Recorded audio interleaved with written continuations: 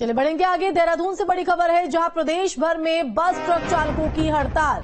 तो राजधानी हल्द्वानी समेत कई शहरों में लोग परेशान हैं। सड़क हादसे पर सजा जुर्माने को लेकर चालकों में नाराजगी। तो जगह जगह बसों का इंतजार करते दिख रहे लोग। तो ये बड़ी खबर आपको देहरादून से दे रहे हैं, जहां प्रदेश भर में बस ट्रक चालकों की हड़ताल का सीधा असर दिखाई पड़ रहा है। तो राजधानी हल्द्वानी समेत कई शहरों में लोग इस हड़ताल के वजह से परेशान दिखे।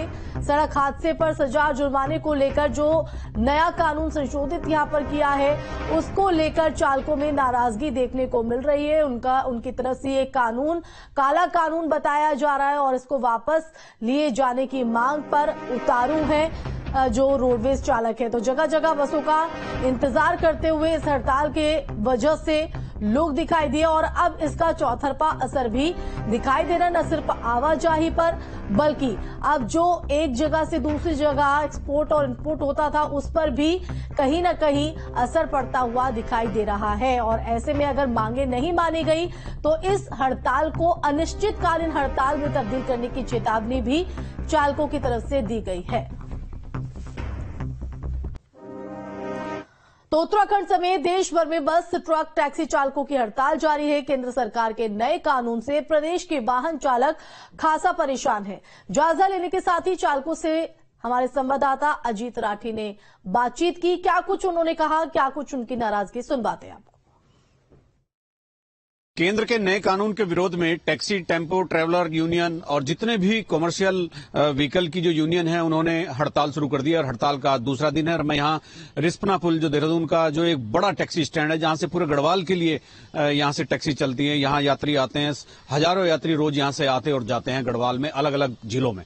तो ये भी कल से बंद है और मेरे साथ यूनियन के अध्यक्ष हैं बिष्ट जी, तो उन्हीं से बात करते हैं। और भी पदाधिकारी है। बिष्ट जी, क्या बेसिक चीज क्या है, क्यों आप हड़ताल पर हैं? दूसरा दिन है आज। बिजी सर, ये है कि पहले तो आप लोगों के टीवी के माध्यम से, मीडिया के माध्यम से शुक्रिया कि आप हमारे पास आए। तो सर ये है कि इसमें ये हो रहा है कि नया मोटर जो एक्ट लगाया इन्होंने, जो एक्सीडेंट होने पर जो 7 लाख रुपए जुर्माना और 10 साल की सजा। इसमें आप बताइए, अगर गरीब आदमी, ड्राइवर लोग, चालक, इनका इतना पैसा होता तो गाड़ी क्यों चलाते, अपना कुछ और काम धंधा करते। अब कौन इस मुसीबत को लेगा सर जेल में, बताइए आप। और सरकार का तो ये है कि नए नए नियम गाड़ी के ऊपर डाले जा रही है और बाकी कोई इसके अलावा कुछ नहीं है। आपकी किसी से बातचीत प्रशासन में, परिवहन विभाग में कोई संवाद कल से अब तक? कोई अब तक कोई किसी से वार्ता नहीं करी। न किसी से कोशिश की? आईटी साहब से कोशिश की थी, उन्होंने फोन नहीं उठाया। अच्छा, ये हड़ताल पूरे प्रदेश में है? पूरे प्रदेश में चल रही है, पूरे गढ़वाल मंडल में। यहाँ से गढ़वाल की जो ये टैक्सी का जो स्टैंड है आपका, यहाँ से कितनी टैक्सी चलती है और कहाँ के लिए चलती है? हर रोज कितने लोग आते जाते होंगे? हमारे सर ये चलती है, पूरे गढ़वाल मंडल में चलती है। आपको टीरी, घनसाली, उत्तरकाशी, चमियाला, कंडपियाग, पौड़ी, श्रीनगर, कोटद्वार और लगभग इसमें 700-800 आदमी पर डे सफर करते हैं। और हमारे 400-500 गाड़ियां लगभग। अभी हड़ताल कब तक चलेगी, कोई अंदाजा? अभी सर कम से कम ये मान के चलिए कि 3 तक तो चलेगी, कल तक। हाँ जी, उसके बाद फिर अलग से निर्णय होगा? वो अलग से निर्णय होगा सर उसमें। यही है कि सरकार इस नियम में थोड़ा बदलाव करे ताकि हम लोग सब चल सके, वरना इतना पैसा तो कोई नहीं दे सकता और इतनी जेल कौन काटेगा कि 10 साल की जेल है। और सरकार से यही अपील है कि इस नियम में थोड़ा बदलाव करे, जिससे हमें थोड़ी राहत मिले और हम अपने रोजगार वापसी चालू कर सके। एक ड्राइवर को कितनी तनख्वाह मिलती है? यहाँ ड्राइवर तनख्वाह 5,000 रुपए होती है। और जुर्माना कितना लगाया? जुर्माना लगाया 7 लाख रुपए, क्योंकि ड्राइवर को तो लोगों किस्तें न जा रही, आधे से ज्यादा गाड़ियां तो फाइनेंस वालों ने पकड़ ही ले गए। जब अब जो किस्त नहीं भर पा रहा अपनी गाड़ी की, वो 7 लाख रुपए कहाँ से देगा? और जो 10 साल बंद रहेगा जेल में, तो उसके बीवी बच्चे कहाँ जाएंगे? इतनी तनख्वाह तो न तनख्वाह है, न गाड़ी में इतनी कमाई है। यहाँ 400 गाड़ी टैक्सी यूनियन में है, कम से कम हफ्ते में एक बार नंबर आता है और एक नंबर पे आदमी कितना तो कमाएगा? उस गाड़ी के पीछे मोटर मालिक है, ड्राइवर है, टायर पंचर वाला है, स्पेयर पार्ट्स वाला है, सरकार का टैक्स है, इंश्योरेंस वाले हैं, सब उसी गाड़ी पे निर्भर है। कहाँ से करेगा गाड़ी वाला इतना? अब रही बात कि वो भागने वाले की एक्शन करके भागेगा। अब जैसे आदमी भागेगा नहीं कहीं बस्तियों में, तो आदमी तो खुद अपनी जान गंवा देगा।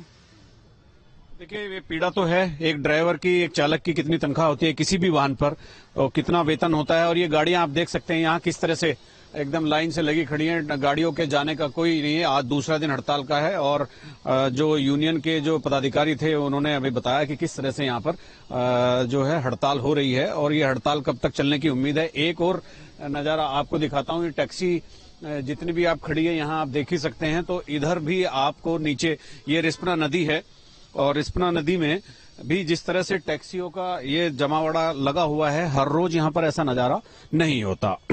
तो ये टैक्सियां सुबह ही अपने गंतव्य के लिए निकल लेती हैं और गढ़वाल के जितने भी 7 जिले हैं, हरिद्वार, देहरादून और पौड़ी, टिहरी, चमोली, उत्तरकाशी, तो ये रुद्रप्रयाग, ये सारे जिले मिलाकर के यहाँ से तकरीबन 300 से 400 गाड़ियां ये टैक्सी हर रोज चलती हैं और ये एक कॉमर्शियल का और रोजगार का बड़ा जरिया है। हालांकि इनकी अपनी पीड़ाएं हैं, दूसरी पीड़ाएं भी हैं, एक नया कानून बन गया है वो तो अलग बात है, लेकिन बहुत सारी दिक्कतें भी हैं। ये दिक्कतें कब खत्म होंगी, कब ये टैक्सी दोबारा से इनका संचालन शुरू होगा, कब यात्रियों को सुविधा मिलेगी, ये कहना अभी मुश्किल है। कल 3 तारीख तक तो इनकी हड़ताल पहले से ही प्रस्तावित है, इसके बाद अलग से निर्णय लिया जाएगा। अपने सहयोगी कैमरामैन सोनी कुमार के साथ न्यूज स्टेट के लिए देहरादून से अजीत सिंह राठी। तो बस और ट्रक चालकों में नाराजगी है और इसी के